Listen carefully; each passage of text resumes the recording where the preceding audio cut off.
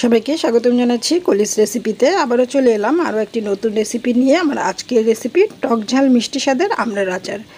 আশা করছি আজকের রেসিপিটি সবার ভালো লাগবে। তাহলে চলুন দেখে নিই।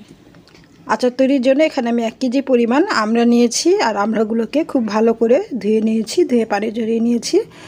এবার একটি পিলারের সাহায্যে আমড়ার খোসা ছাড়িয়ে নিচ্ছি।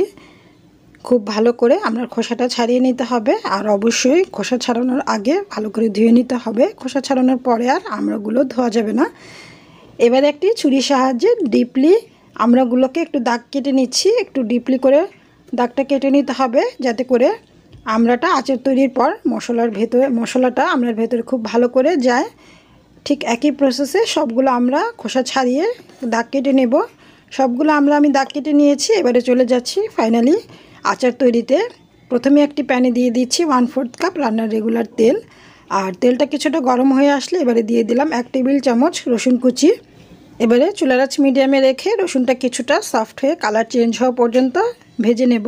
যখন রসুনটা কালার চেঞ্জ হতে শুরু করবে, ঠিক এই পর্যায়ে এসে আমড়াগুলোকে দিয়ে দিচ্ছি। আর কাটার পর কিন্তু আমড়াগুলোকে কোনোভাবেই আর ধোয়া যাবে না, তাহলে আমড়ার আচারটা নষ্ট হয়ে যেতে পারে।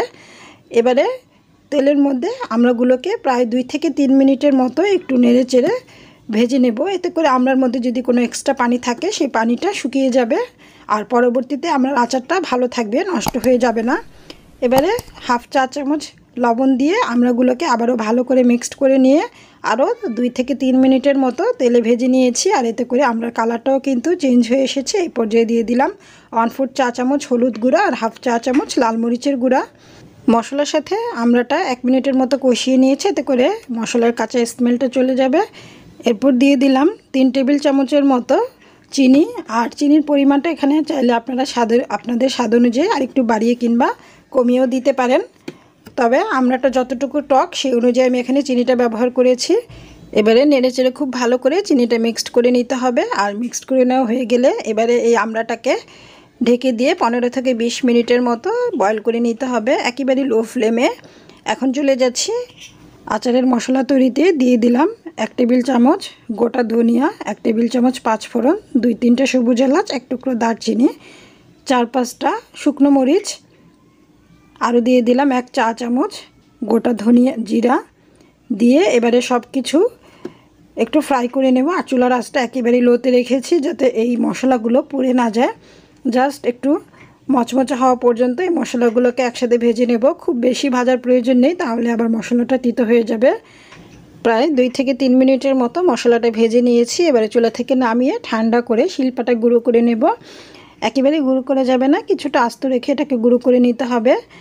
এবারে চলে যাচ্ছি 20 মিনিট পর আচারটা কী অবস্থা দেখে নিচ্ছি। 20 মিনিট পর দেখতেই পাচ্ছেন আমড়াগুলো কিন্তু সেদ্ধ হয়ে গিয়েছে। এই পর্যায়ে এসে দিয়ে দিচ্ছি 2 টেবিল চামচের মতো সিরকা, আর এই সিরকাটা আচারটাকে ভালো রাখতে সাহায্য করবে, আচারটা নষ্ট হয়ে যাবে না। সিরকাটা ভালো করে মিক্সড করে নিলাম, আর একটু চেক করে নিচ্ছি সেদ্ধ হয়েছে কিনা। দেখতেই পাচ্ছেন আমড়াগুলো কিন্তু খুব ভালোভাবে সেদ্ধ হয়ে গিয়েছে। এবার আমি দিয়ে দিব মিহি করে রাখা সেই আচারের মশলাটা। যতটুকু আমড়া আছে তার জন্য 2 চা চামচ আচারের মশলাই যথেষ্ট। আর এই আচারের মশলাটা যে কোনো রকমের সবজি রান্নায় ব্যবহার করতে পারেন। রান্নার শেষে সবজিটা নামানোর আগে 1 চা চামচ দিলে কিন্তু সেই সবজির টেস্টটা অনেক বেশি বেড়ে যাবে। এবারে সব কিছু ভালো করে মিক্সড করে নিয়ে এটাকে ঢেকে দিব, আর ঢেকে দিয়ে আরও 5 মিনিটের মতো একটু দমে রেখে দেব, যাতে মশলাটা ভালো করে আমড়ার সাথে মিশে যায়। আর অবশ্যই একেবারে লো ফ্লেমে দমে রাখতে হবে। আর আমড়াটা যখন আমরা বয়েল করতে দিব তখনও কিন্তু একেবারে লো ফ্লেমে দমে রেখে মাঝে মাঝে আমড়াটাকে নেড়ে দিতে হবে, যাতে নিচ দিয়ে লেগে না যায়। আর দেখতেই পাচ্ছেন আচারটা কতটা লোভনীয় হয়েছে। আশা করছি আজকের এই আমড়ার রেসিপিটা সবার ভালো লেগেছে। এতক্ষণ সাথে থাকার জন্য সবাইকে ধন্যবাদ জানিয়ে আজকের মতো এখানেই বিদায় নিচ্ছি। সবাই ভালো থাকুন। আল্লাহ হাফিজ।